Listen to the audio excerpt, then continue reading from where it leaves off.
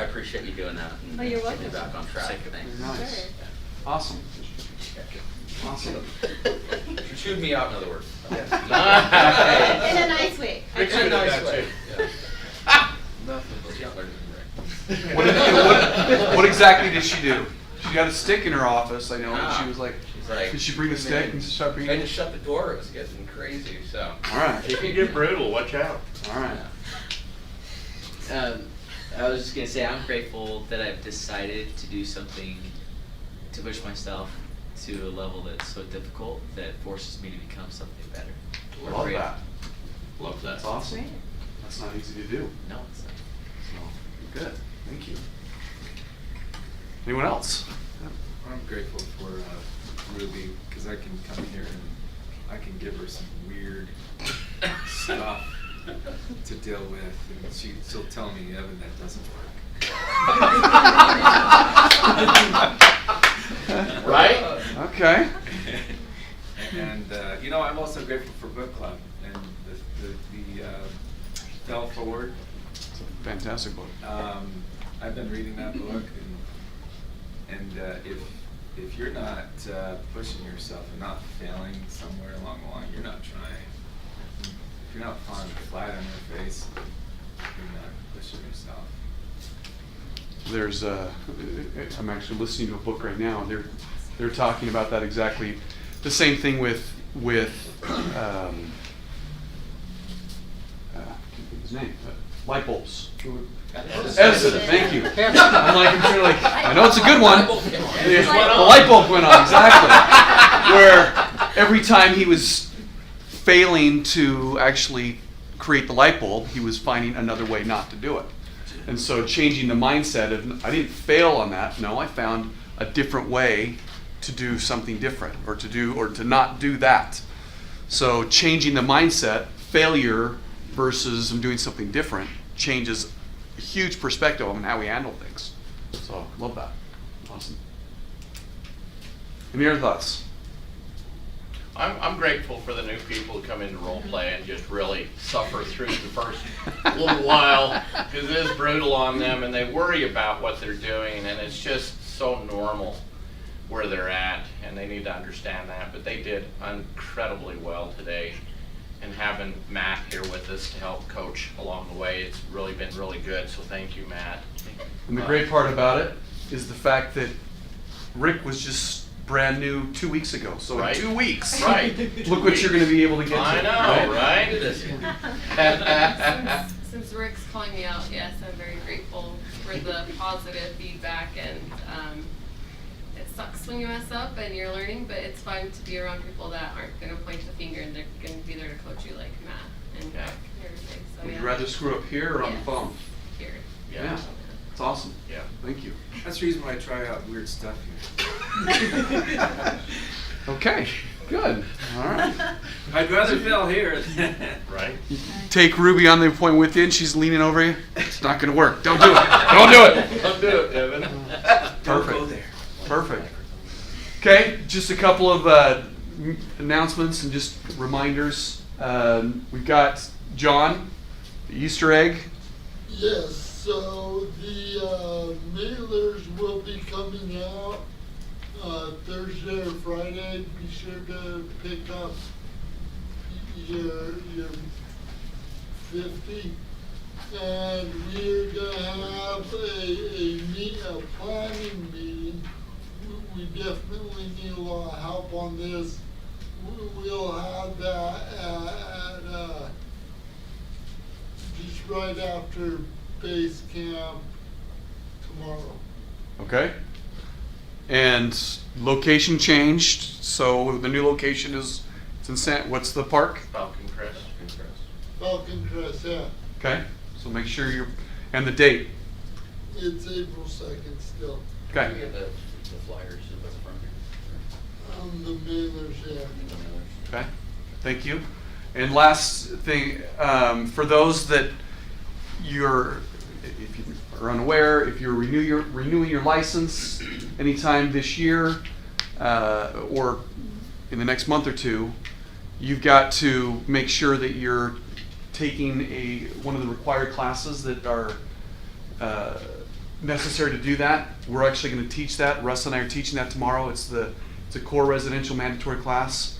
So George probably should attend that because I'm sure your license is up pretty soon, and you'll need to. They're not going to renew your license if you don't take that class. So And fingerprints. I know. And How the about that? fingerprinting thing And the too, that's- fingerprinting. yeah. But that's 45 days before your license. It's like, what are you talking about? So, on that. So tomorrow morning, we're actually doing it starting at 9 o'clock, 9 to 11:30, right before base camp finishes. So if you haven't attended it, we're going to be teaching it for you. So, and that, I will turn the time over to George. So, Rock and roll, George. Thank you. The core thing? No, I know about it. you just learned, right? No, I knew about it. Right? But as I've said to Rob for 30 years, when he asks me, what are you doing? I always say something else. You're too busy doing the important stuff. Oh, yeah. That's right. That's right. Hey, it's good to be with you guys. So I woke up this morning with this one idea, and that is the one thing I was screaming literally last week, which is, did you set an appointment? Or I set appointments daily. How many of you went to that event in Salt Lake where we said, I set appointments daily? So here's your first thing to write down. I'm not going to write it down. So write this down. Just remember this, that setting appointments is more of a decision than an action. More of a decision than an action. And most of us never decide that we're going to set appointments. You may say, well, no, I'm trying. That's not a decision. And we can make fun of, we can say, try to pick up the phone, try to pick up the pencil, right? You either do or you don't. So go back to my statement I've made for years that being right has nothing to do with being certain. And the problem that most of us have is that we think that certainty relies in being right. And that could not be further from the truth. Because I can show you over and over again, I can make light of it, I can joke about it, I can have fun about it, I can talk about how, Rob and I have had this game back and forth. I'll be talking about something I might be totally wrong, and everyone's like, yeah, that sounds good, because I'm so certain that I'm right. And my point to you is that the best examples are in sports. Michael Jordan, again, how many shots did he end up taking that he missed? But you and I both know that every shot that he took, he believed he was going to make it. So being right has nothing to do with being certain. And he can miss the shot, and the very next shot, he could believe that he's going to make it. So setting appointments is almost always a decision prior to it being an activity. So how many of you really decided that you're going to make an appointment? How many of you decided that you're going to ensure your success? You're going to feed the machine by setting appointments. You can do all sorts of things, but this is a prospecting business. And as much as we might love marketing, feng shui, staging, emailing, administrating, all of these things are great, but they never are the things that will make your life completely different in this business. So it's one thing that it is awesome that you'll show up, that you'll be here, that you'll come into the office. But look, this has always been my protocol. If I didn't set an appointment, I didn't work today. That's it. That was my protocol. If there was not prospecting or setting appointments, I wasn't working. And some of us think, oh, well, we really worked hard today. Did you? Because the only thing that matters is whether you set an appointment. You have to feed the machine. And some of us put ourselves and take ourselves off the mark and think that it's okay. So remember, setting appointments is more of a decision than it is even an action. Because the decision to set an appointment comes first. The Golden Gate Bridge, the Eiffel Tower, was decided upon, seen in vision, well before it ever was created. So the thing is that if you want to set lots of appointments, can you see yourself setting lots of appointments? Have you made the decision to set lots of appointments? Has it become your standard to set an appointment? If it becomes your standard to set an appointment, or your standard to take a loan app every single day, it doesn't matter what it is. It's the same stuff. If it's Phil, if it's Paul, if it's lending, if it's title, there's like things that absolutely feed the business, and if we don't do those things, it doesn't work. Make sense? Yes. You with me? Yes. It's like I'm talking to you like about a chemistry set. You're looking at me like, this is new. This is not a new concept, is it, Tim? It's not. And is it, Andrew, is it? No? All right, just checking. I'm already sweating about it, Matt. Pre-workout, right? That's right. 4 hours ago, but I'm still lit, ready to rock, Evan. All right, here we go. So I just want to remind you that if you think there's another answer, there isn't. And I've always said this, that look, there's 240 work days approximately in a year. And I want to sell you on the idea that nothing else matters in this business right now except setting appointments. And if you look at the 240 work days that you have in a year, and you look at your job, like what you're supposed to do every single day, then I've always said, look, you need to prospect. To me, that includes the lead follow-up, right? That includes all of that. But you got to prospect every day. Number 2 is you need to present every day. Buyers, sellers, you're always presenting. Number 3 is you're there to negotiate contracts. Number 4, you're there to speak with your sellers and get price reductions. Gosh, when I was in California, the only thing they wanted to talk about last week at every single role play, what do you think it was? Price reductions. Because that's the job. And then the 5th is that you work with highly qualified buyers. Look, at the end of the day, 80% of your time needs to be spent in these activities. The problem is that if you don't have a lot of buyers to work with, and a buyer to me is someone who's going to do something in 30 days or less. That's a buyer. Everything else is a lead. Everything else is a sphere of influence. So don't underestimate the magnitude of what I'm talking about here, because some of you are not doing your job. I know you're not, because your incomes are representative of that. And some of you are making good money, but some of you are still getting ready, thinking, okay, well, I'm ready. Just get on a phone. Go knock on a door. Get someone in front of you. You cannot win this game otherwise. And if you don't have buyers to work with, no sellers to get reductions on, no offers to negotiate, no presentations to give, then gosh, guys, you got to spend 80% of your time right now getting an appointment. That means in a given day that you're spending 6, 7, 8 hours a day to set one appointment. You say, man, that's not what I thought this was about. This is what it's all about. So whether you're new, experienced, it never changes. Maybe your sources change. Maybe your sources of prospecting dip down into your sphere at a deeper level. You have a larger sphere of influence, a larger database, but the job never changes. This is a business of prospecting.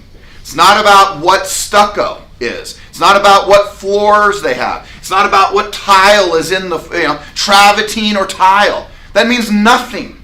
That is not what gets people to sell real estate or to buy real estate. You can say, well, I want to know that. Great, if that's your love affair, but do not underestimate the magnitude of what this job is. And many of you I know in this room and in this entire company right now are forgetting what this job is. This is a job of prospecting.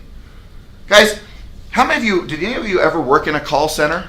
Does anybody ever work in a call center? Wow, okay, right? Jeremy Laguerre worked in a call center. Dave Parker worked in a call center. Rob Oakey worked in the same call center. They all worked in the same call center. What were you going to say? I did. Oh, you worked in a call center? I did. Look, all of these people. But the thing is you get paid 8, 9, 10, 12, 14 bucks an hour, and then you go, but I got benefits. And you'll say, that's worth it. Really? The job is prospecting, and for 8, 9, 10, 12, 14 bucks an hour, you will sit on a phone in a call center for 8 hours a day, for 240 work days a year, and then you get into real estate to escape the fact that this is a job of prospecting. You're not escaping prospecting being in this business. If you think it's a different business, go do something different. Go do something different. Go be a stager. Go be a feng shui specialist. Go be anything but what this real job is, which is not wait for business, not hope business happens, not buy business. Go out and get business. And when 97% of the U.S. is above water on the home that they live in, that means that basically every single person in Utah who bought a home in even the last 12 months could resell it if they chose to. So if you're looking at the fact that you're prospecting and you're talking to 3 people a day, 4 people a day, 6 people a day. Guys, when I was new in this business, I was making 100 contacts a day. A day! Because my skills, in simple terms, Brenda Lee, can I just say this? Sucked. Because I had to make 100 contacts to just hope that maybe I got one appointment. Because I was so bad at my communication skills at 22 years old. I don't know if they're any better now, John, but I think I've worked on it. Matt. Yeah, I was just gonna say, I think that's why it's such a great tool to look at how much you're making per hour prospecting. You know, if you dissect it and you say, hey, this is how much I make when I'm on the phones prospecting. And for me, you know, I know exactly how much I'm gonna make for an hour of prospecting, so it gets me on the phone more. Do I remember there was days when I was tracking that, I was making $600-700 an hour in those hours of prospecting when you map it out. I mean, you're spot on. Guys, I sold 33 homes my first year in business, and there's a lot of people who sell a heck of a lot more, but the one thing that they have in common, what do you think it is? Prospect. Are you the only person here who knows the answer to that? Prospect. What's the answer? Prospect. Prospect. If I talk about Lou Tran, if I talk about Heidi Costain, two of them, rookies of the year for the Salt Lake Board. They don't do that anymore, but out of the last 4 years, those were the two out of the last four. Last year they didn't do rookies of the year. But the one common thing they had, when they made $250,000+ in their first year in real estate, do you know what the common thread was? Prospect. They prospected. And then we get in this business and I can email and drip campaign my way to success. Do not underestimate what this job is about. Because if you forget that, you're going to lose perspective and think that it's a bigger job, a deeper job, a more sophisticated job. I was mowing lawns before I did that. You don't have to be that bright to do this job. I hate to say it, you don't. But if you aren't bright enough to make the contacts, then that's where your stupidity steps in. You have to talk to people consistently. Rob. I was just going to go off some of what Matt was talking about when he was talking about per hours of prospecting. The other thing is also how much you make for every no. Because we're concerned about hearing the word no. Make it a positive. You know that if you heard no so many times, you're making so many dollars after every single no. So now it makes that challenge into a positive. Yeah. So look, both of you have done the one thing that this whole business is about. It's what life is about. Not by a show of hands, but if you've ever been to a counselor, you ever been to a psychologist, you ever seen a doctor, you ever seen a psychiatrist, psychologist, social worker, family counselor, coach, mentor, seminar, it's about one thing. It's about this: mastering a new story. I was with a friend last night. As I was speaking to her, she told me a new story. And she said it is so good when this stuff happens, these challenging things happen. She said, she didn't say I have a new story, but in my mind, because I'm just so wired for this, I was like, wow, look at that. You know, something 40-something years on this planet, and she came up with a new story. And it changed everything. So look, your story about how much do I make per hour? How much do I make for every no? It's just a story, guys. And what I mean by that, it's a story that empowers you. Some of you are like, well, my story is, you don't understand how hard my life's been. And it's really hard. And I was rejected by my parents, my brothers, my sisters. And now you want me to prospect and get more rejection? Yes! Yes! But come up with a better story. Because every one of us in here has a story. And you're telling yourself a story of poverty or wealth. You're telling yourself a story of talking to lots of people, setting appointments how often? Every day. Daily, right? You're telling yourself a story. And people say, well, wait, that's not true. No, look, half the crap you tell yourself everyone knows isn't true. So when did you start thinking the story had to make sense? Like the story didn't have to make any sense at all. Just tell yourself a better story and you'll have a better life. Right? A better story equals a better life. That's the reality check. Right? It's simple. Right? It's this one I've sold for years, but right, it's about being positive. It's just a story. It's the little kid who's been a little pain in the butt, whose parents think, you know what? We're going to teach this kid a real lesson here, man. We're not getting him a single thing for Christmas. So all they do, they say, you know what, we're going to wrap up a whole box of manure to prove to our point that he's not getting a thing for Christmas. Well, the kid thought it was a pretty hot stuff, so he opens up the gift that Christmas morning. He opens it up, sees a box of manure. First words out of his mouth is, thank you, thank you, thank you for giving me a pony. And you say, what do you mean? Because he was so positive, he couldn't even see the negative, because his story was one of positive. Look, I don't care what it is. I can give you example after example that when people shift their story, they shift their life.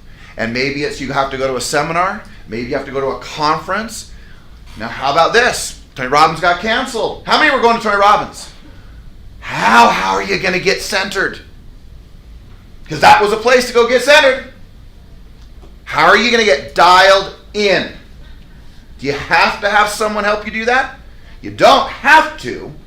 But I can promise you all that I've been now to 12 Unleash the Power Within's, 2 Date with Destinies, 2 Wealth Masteries, leadership, and guess what every one of them is about? It's one principle. Change the story, you change your life. That's it. So how are you going to get recentered? What story are you going to tell yourself? How are you going to find your center without going somewhere? The reality is you can, but you have to make a decision to change the story first and write a new script for your life. There's a lot of research done on this idea. Many of us will talk about the negative. Well, we're just being realistic. The moment you speak those words, so here's a little call out. I yesterday had a conversation with my son who hit a great double, had 2 RBIs. He's starting on Cottonwood's team for baseball, who won the state championship last year. Almost all of them are either new seniors to the team, new juniors to the team, meaning like it's a whole new team. They haven't all played together. They're trying to find their synergy. Yesterday they beat American Fork 11-1, and it was the run rule, which is at 5 innings. After you're down by 10, you stop the game. So 5-inning game. And my point is I had a conversation with Isaac on the phone. They said, hey, can I give you just a thought or two? And after our little intervention about a month ago at the bullpen, he's much more humble and accepting, Ken. It's just this was so good. He was so accepting, Cherie, of my message.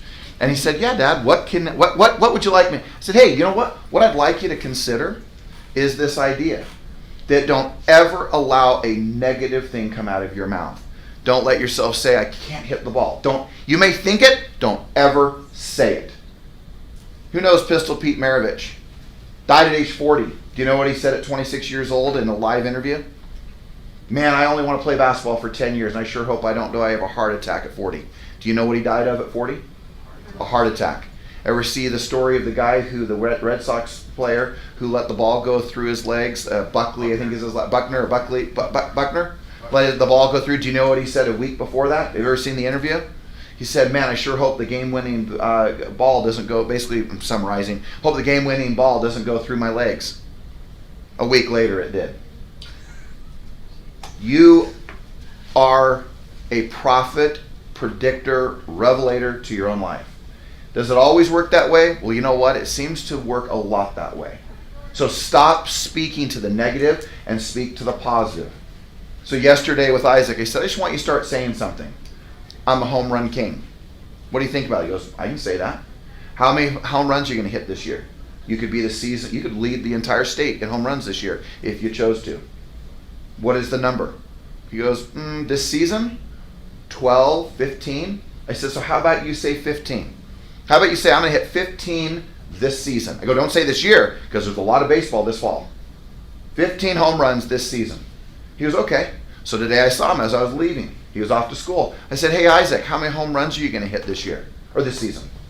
And he said, 15. I said, how many? 15. I said, okay. And I'm just pointing out that, you know what, I don't know if he'll hit 15, but I know he'll hit a handful of them. And I know he'll hit far more of them because he starts speaking to how many he's going to hit. So when you start talking about how many appointments you won't set, or how you'll try, or how maybe you'll try to do your best, and you start bringing that language out of you, you'll all have doubts inside here. It's the moment you speak it out loud. Like saying things like, I hope I don't get this. I hope I don't catch that. I hope this doesn't happen. Most of us talk to all that we don't want to have happen. But what do you want to have happen? How many appointments will you set? How many listings will you take? How many buyers will you sell? Versus, well, what's my minimum? Well, if I could just replace the income I just got and came from, that would be okay. When did you begin thinking so small? When did you put so many limitations on your thinking? Consider the impact. Consider the power behind your voice, your message, and what you say to yourself. And what you teach those that you have a stewardship for, and what you're teaching them. I don't know whether Isaac will have 15 home runs. I don't know. But what will be interesting, Ron, is that I know it will be a few. And I am telling you, it will come because he started thinking that I am a home run king. I hit home runs. I will hit at least 15 home runs. And he will start focusing on where he's going, not where he doesn't hope to go. That is a whole different way of living life. Evan. I was teaching my son how to ride a bike, and I was telling him, I put him all the way on the other side of the road, and I says, don't hit that car on the other side of the road. And what did he do? Bam! On the Right. other side of the road. Great point. And so I've kind of taken what you're saying, and I've decided to now tell everybody what I'm planning on doing this week. Setting, taking 3 listings, putting a 200 contract and getting 1 new buyer. Yeah. I'm trying to. Where are you going? That's why every week, the 3x5 cards, right? Every week, you'll say, why do you rewrite the same thing? Because I can't allow myself to forget where I'm going. I was going to say that's why our morning ascent is so powerful, the 10-10. When I write down what I want to accomplish, it's amazing how many of those actually happen. It is amazing. John, I have a dream board that I don't take down from nearly 7 years ago that still hangs in my bathroom. And I have big black markers like this, but permanent markers that have checked off the things off this entire dream board. And although the universe, in so many words, didn't deliver it as fast as I thought it would be, the reality is that it has things like Rolexes, it has this Breitling that I have, watch, it has the different cars, it has the Razor. I had forgotten about the Razor. I bought the Razor a year and a half or 2 years ago, the side-by-side Polaris Razor, and I didn't even realize it was on my dream board. And I went, oh, check. It's crazy. All of a sudden you start focusing on what you want. Pretty interesting what happens. This will be my 4th time going, but I didn't realize that I had put up there so many years ago, Kauai. And those of you who are going on the award trip, going to Hawaii, just so you know, whatever happens, I'm going to Hawaii. So, meaning that the coronavirus, people get asked, what about the coronavirus? I don't know, but all I know is I'm going to Hawaii. Unless they ban the plane, Phil, then I can't swim over. Okay? Okay, so those of you who are going, my point is live on the life that you want to have, not what you don't want to have. I just want to point this out and then we'll wrap up. What is it? Yeah, we're good. 8:41. 240 work days a year. Guys, if you set 1 appointment a day, that's 240 set. Look, I'm not a mathematician. That is actually what stopped me in my tracks in regards to even graduating from the U of U. But I at least can figure this out. That if I set 1 appointment a day, I know that I'm going to attend half of them. So I'm going to attend 120 appointments in a year. I don't give a flying crap whether it's, I'm just being blunt here, whether it's a buyer or seller. It doesn't matter 1 iota to me whether it's a buyer or a seller. But I do know this, that if it's a buyer or seller, I'm going to convert, give or take, around 50% of those. And that means I'm going to have 60 different clients, whether it's a seller, whether it's a buyer, it doesn't matter. And all of a sudden 60, and then I know that once the buyer broker is signed with the buyer, they've gotten pre-qualified from Phil and Paul, right? Yes, sir. Right, Phil? Yes, sir. All right, just checking. And that the seller signs the listing. I know that I'm going to get 50% of those. Of those 50%, I know that I'm going to sell. I'm just going to put here 75% will sell or buy. People say, well, why wouldn't they sell? Gosh, they may just, basically 3 out of 4 will work out. They get qualified. They still end up not wanting to buy, or the qualifications don't still work out, or they can't find anything they want. Whatever the reason is, but 60, what is it? 75% of 60 is about what? 48, 50, somewhere in there. Is that right? Someone do some math for me. 45. Thank you, 45. So 45 homes, and that means 45 times the average commission in the company is nearly now $8,000. Can anyone do some math? Can you see why? What is that? 8 times 4, so what? 350,000 bucks, give or take? What are we? 360. 360? You Can you buy see- a lot of insurance. Can you see why I believe it is completely unacceptable to not earn money in this business? What is the one thing you have to do every day? Sign up for So what the freak are you doing during your day? Right? What are you doing with 80% of your time when the number one job is to do that? And then the other time should be spent in being able to do this, where you take, right? Guys, you can sell 45 buyers in a year and do that. You say, man, that would be a lot of work. Yeah, it would. But I'd love a good balance of half listings, half buyers. But the point is, it's unacceptable. So what are you doing all day? What are you making up? What excuses are you giving? What story are you telling yourself? How hard do you really work? Just want to put perspective as we wrap up. I've said this for years. Just give perspective to what you do. You have to stand talking on a phone. Then there's people who work hard. You ever seen the construction workers? You ever seen even the guy holding the sign on the hot asphalt?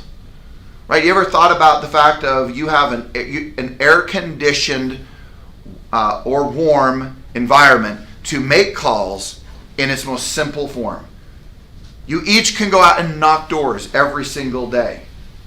But as a minimum standard, you should have 15 hours of prospecting a week, minimum, and you should make sure that you are setting at least 5 appointments a week. You want to earn a lot of money, you want to change the whole course of your life, your family, your future, that's all you need to do. You say, well, yeah, that's all you need to do. And so stop thinking about the greatest flyer, the greatest new thing on Zillow, the best thing on Realtor.com, and could I buy some more leads, and could someone send me something?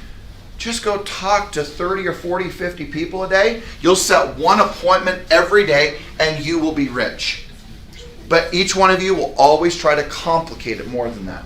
And it is not more complicated than that. It is that simple of a business. Talk to people, get them to work with you because you had a conversation, because you're the best choice for them, and see what unfolds. Master the story, master your life. Any thoughts, comments? Awesome. Spot on. So how many appointments will you set today? Ask yourself that, right? Some of you, it's 1. Someone like Matt, I would be sitting down going, dude, what are you doing not setting 2 appointments a day? How are you not making $1 million a year? Because you're not setting 2 appointments a day. It's that simple. Matt sets 2 appointments a day, 240 days a year, goes on half, lists 100 plus homes a year. It's because he sets an appointment every day, but does double that because of where he is and what he's developed from a skill set. Some of you, look, the only answer to making $1 million is just add another appointment a day. So you're like, how do you do it? How did it happen for you? Oh, I don't know. Right? When Rob and I were working together, we were the #1 agents in the entire state of Utah. It was pretty simple. Had to set 5 appointments a day. 5. You say, how did you do that? Well, yeah, I had other people helping. But 5 appointments a day is $1 million+ in revenue. Always is. So again, what's the story you're telling yourself in regards to setting appointments? How much money are you going to earn this year? $431,000. Is that part-time work? In comparison to you, yes. Dude! How many appointments are you setting a day? 1 or 2. Hold on, time out. 1 or 2 or 2? 2. You make $500,000 or more a year if you set 2. So why are you not setting 2? Why is that not the absolute minimum standard? It is right now. I'm serious. Yeah. Because you change that, you change your whole life forever financially. All this is, man, is down to 240 work days. You set 2. You set 480 appointments. Do you not think you're going to make $500,000? I agree. So the only thing you have to worry about is one thing. Doing what? Setting appointments. 2. 2 appointments, not appointments. Yeah. Just 2. Setting 2 appointments a day. That's it. How many a week? I know you can do it's big math. So how many a week? 10. 10, and you'll probably only attend on how many? 5, 6, probably somewhere in there, right?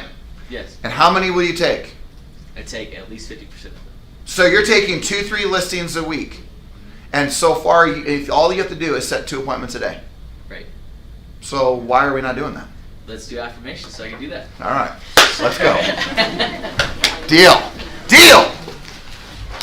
You okay with that, Sheree? Yeah. You sure? Yeah. You're okay with him setting 2? Definitely. You didn't know you're gonna get called out today? I didn't. Well, everyone's giving you all the accolades, all the love and hugs and high fives for your contribution, which I do appreciate.